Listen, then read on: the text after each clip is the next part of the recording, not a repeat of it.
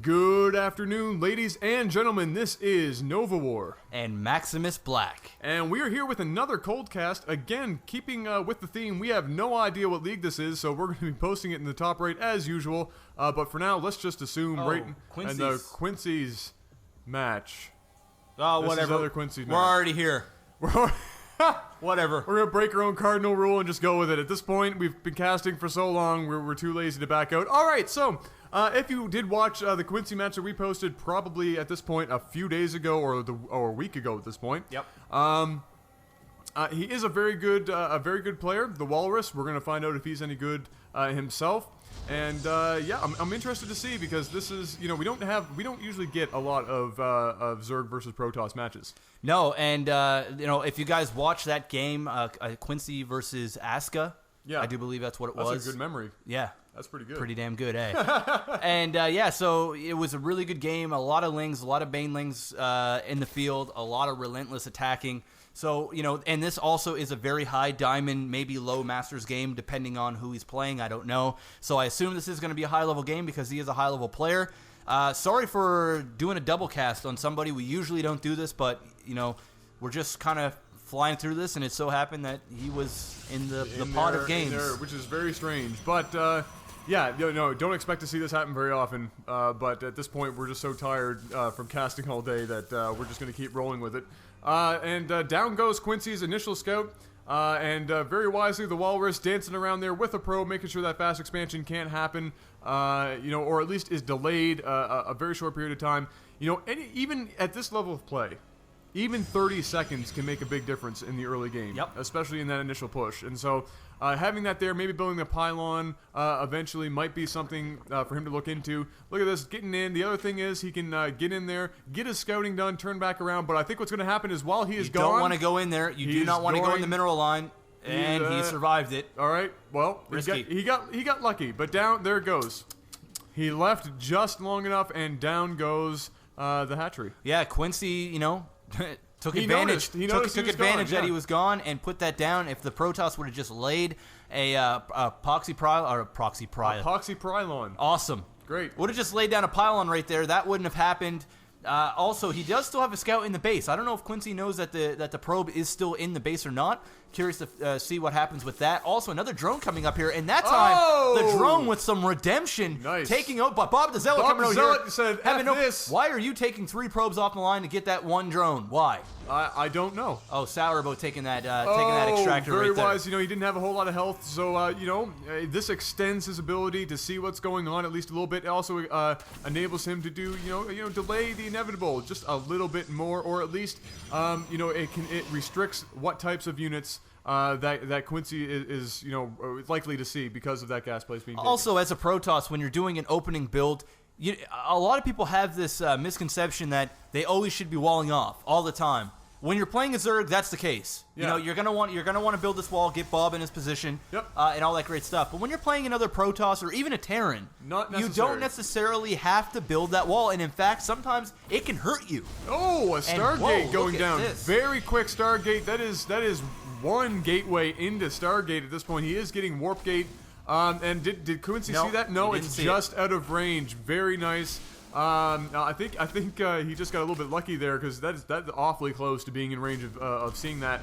And that extractor is going to go down. It'll be interesting to see if he cancels it in time to get that. Yeah, probably will. I'm not even going to keep talking about that. But anyway, very interesting to see the Stargate go down. He does have some information. Maybe he's thinking the quick expanding Zerg going to get Roach, and maybe that's why he's going, maybe getting some Void Ray, or maybe he's going to do some Phoenix play as well. Yeah, I hope to see some Phoenix. It's a great unit. It's an underused unit, especially against Zerg. In the lower leagues, pardon me. Yeah, upper leagues, it's like Horde. Yeah, well, sorry for this is I'm assuming that it's true. But and there they are. There are the Phoenix. And I'm happy to not see a Void Ray because those are spine crawlers. Yeah. I'm happy to not see a Void Ray because Quincy is doing a great job at connecting the creep highway from his main to his expansion, and he does have 3 queens, so they are going to do some serious damage against the Phoenix. And not only that, if he did decide to go Void Ray would have done nothing because you can just use transfusion and keep healing yourself, and queens are actually very effective against Void Ray. Absolutely. If you can get, if you do your early expansion as Zerg and you're up against a Protoss, you at this level you can definitely expect to see at least some Phoenix at some point in the game. In the early game, you don't really need to worry about, getting that Evo Chamber and getting Spore Crawler because, your queens will do all of the defense that you need to do and give you against larva. that, and give you larva and heal. Much better unit. And especially like Jeff was saying, with that, and there they are, the two queens getting out to the edge of that creep, not getting too far outside of their comfort zone. Just getting out of there alive. Very, very close. Even if it gets in, at this, the most he can hope to get out of this Phoenix at this point is either wait for the shields to go back up before he goes in, or maybe take out an Overlord if he's lucky, but at this point he is too damaged. He needs to get back to base and hope for the best. And that probe's still in there. Quincy's got to see it now with that Overlord. He sees it now with the Overlord. Absolutely. Yep. If I was Walrus right now, I'd be going in there and getting as much information as I possibly can before that probe dies. And now the expansion is going down here for the Walrus. Weird name. Interesting name. We could start singing like a Beatles song here. I'm not into Beatles. No, you don't have that? I'm not into the Beatles. We can't do that reference? Nope. All right. Okay. So here we go. Still building up on some Phoenix. Now his two other gateways. Is it a Void Ray as well? Yeah, you got one Void Ray, two Phoenix. This is decent. If he can get a really good unit composition on the ground to lift off those initial queens that are the only units that can attack the air, if he can, pick them up with the gravitational, whatever it is, beam. Yeah, the Graviton beam. Graviton beam. You guys knew it all. Sounds like a Star Trek thing. Yeah, it does. Kind of. Don't make a Wookiee noise. Okay.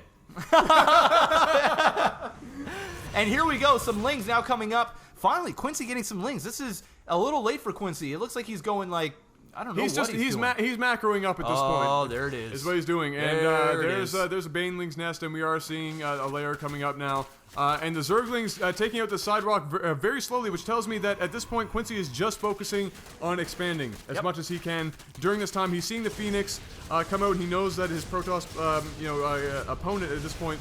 Exactly what I was talking about. And there's that lifting up, getting rid of those queens. This is very standard to see. And there's the healing. Nice heal. He's got 4 queens on the field. He's going to be able to transfuse, keep that alive, and get rid of most of the aggression here. He's trying to get rid of that, and he does. Gets rid of it. His queen drops, and he is 100% okay. Unfortunately, for the Protoss player, not so much. Yeah, he's down a Phoenix. If he would have had a couple more Phoenix there, he could have done some damage because he could have picked up a couple more queens, done a little bit more damage. But Quincy doing a fantastic job at taking no kills there. Didn't lose a queen. Does he have a queen back at his main, or did he take them all off? No, he still has a queen, and he's building another queen. Oh, that a boy! And another queen. Well, he's seeing all this Phoenix play and all this air play coming out, and he's still building more air. Okay. At this point, after you see that, you stop. Yep. You say to yourself, okay, it was worth a shot. I shit the bed. It's time to move into gateway play. I've got the expansion, 2 base Protoss, still very viable, even against a 3 base Zerg. And so, at this point, let's focus on some gateway units. We're not seeing anything that we're going to be able to do with Void Ray and Phoenix. So really, at this point, let's switch it around. But he's still going to be building more Void Ray. He is getting his armor upgrades, and he is getting some Zealot. So I think what he's going to try and do is just go Zealot heavy on the ground and have air superiority. I'll be very interested to see how this turns out for him, because at this point, I don't think it's going to work very well. Yeah, at this point, like Adam just said, I really honestly don't think it's going to work out. It's a decent unit composition in different scenarios, but now that Quincy knows exactly what he's doing, and he's doing what a lot of players have a problem with doing. They have a really decent opening, even though the Stargate kind of took me for a wild ride there really quickly. Maybe that's a normal thing at high-level games. I don't know. Against a Zerg, it's fairly common for harassment purposes, but after the first couple pushes, if it's not working out, normally you want to slowly move away from it, and he is kind of. But this Sentry and Zealot play can actually work fairly well if his force field micro is efficient.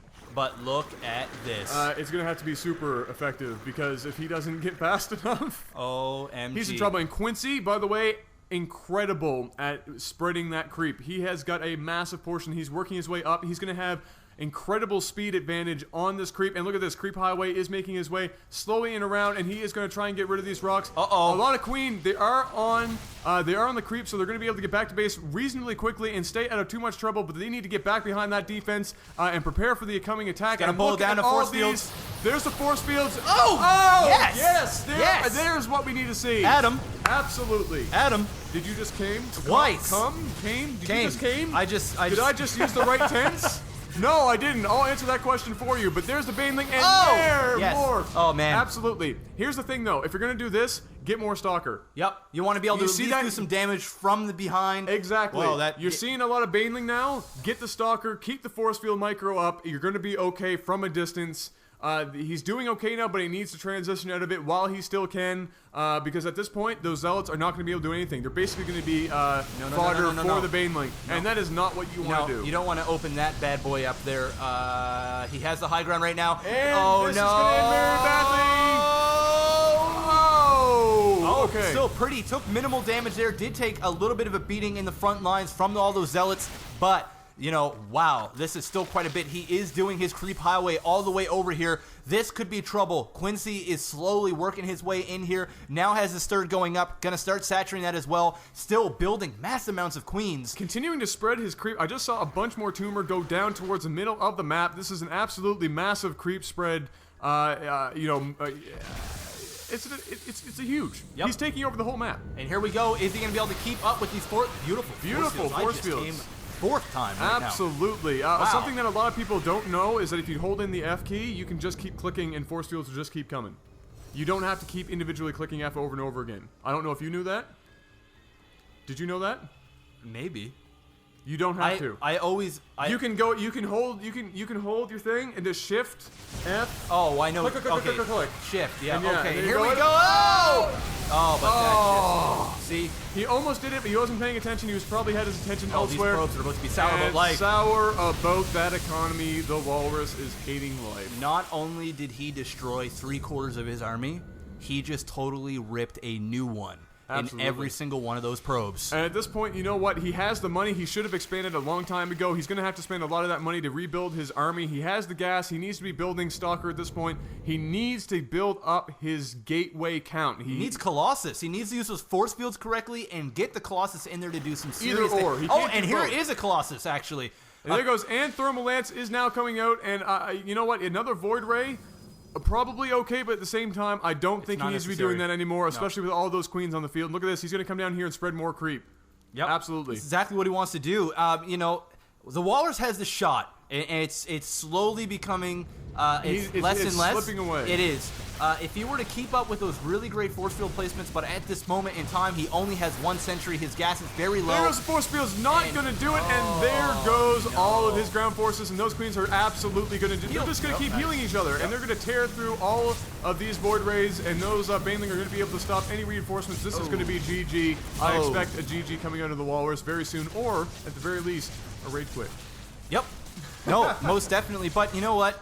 This is very, you know, and as Adam was saying this before, this sort of build for Zerg is becoming more and more common in the higher rankings. But even still, at this sort of aggression at this rate, it's still a little unorthodox. It's still. You really like, you know, he had the right idea, but to keep that almost perfect micro with the force fields and keep up with your sentry, make sure that you have all your charge available, keep up with your macro and expanding against a Zerg that is just so relentless. He did great at holding it off for about 5 minutes, but to hold that macro micro game for that long is tough.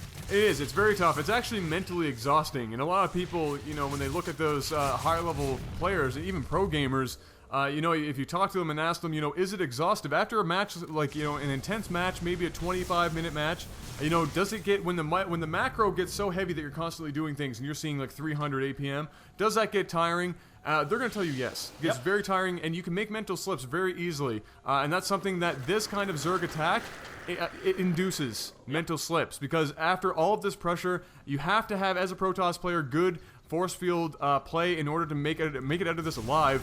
And you know what? The Walrus, pretty damn good force field play, just not good enough. And we're going to see this last push, I assume, and it's going to be game over. Yeah, at this just point. infinite heals here from the queens, and it just you can't even do it. He doesn't even need to bring in those Baneling at all. You can just tear him a new strip with queens. This is going to be it. I can only foresee, like Adam said, a rage quit or a GG up here at any given moment. You know, he does have the cash. Oh, no, he has no cash anymore. Building another Void Ray. That's a lost cause altogether. And here we go. The Colossus keeping that alive, but, you know, what is this going to do? He has nothing. He has 40 minerals against, you know, 1,500, and a guy that's just, his APM alone is averaging at 183. Double. So, I mean, what do you do? You leave. There you go. Rage quit. Kind of something like that. Sour. Absolutely. How do you not GG on a game like that? When you just get O-played, like that's what StarCraft's all about. You know, having a good time. But then when you see someone that just O-plays you like that, have it's to just throw up a GG. You know what, man? Good game. I'm gonna see you down the road, but good game for now. Absolutely. And again, good job by Quincy doing some of that new style of Zerg play. Just constant pressure. You know, macro up in the beginning, and then just keep relentlessly throwing low tier units at the opponent until they slip up and make a mistake. The Mass Queen, something I didn't see with this build all that much. I'm sure, again, somebody's going to tell me otherwise, but I personally haven't seen it all that much. It's obviously very effective in this scenario when your opponent is relying so heavily on air, yeah, it worked out very, very well for him. Yep. So, should we wrap it up, sir? Yep. All right, well... for now, ladies and gentlemen, this has been another Coldcast. Don't expect to see a lot of double Don't replays. expect to see Quincy anymore. No, this was just because we pulled it from a random pile of acceptable matches that we had chosen before, and you know, I guess fortunately for him, he was in there twice somehow. But yeah, for now, this has been LAGTV coming to you from the fine locale of Canuckville, Canada, and this has been Nova War And Maximus Black. Peace out. See you, bye.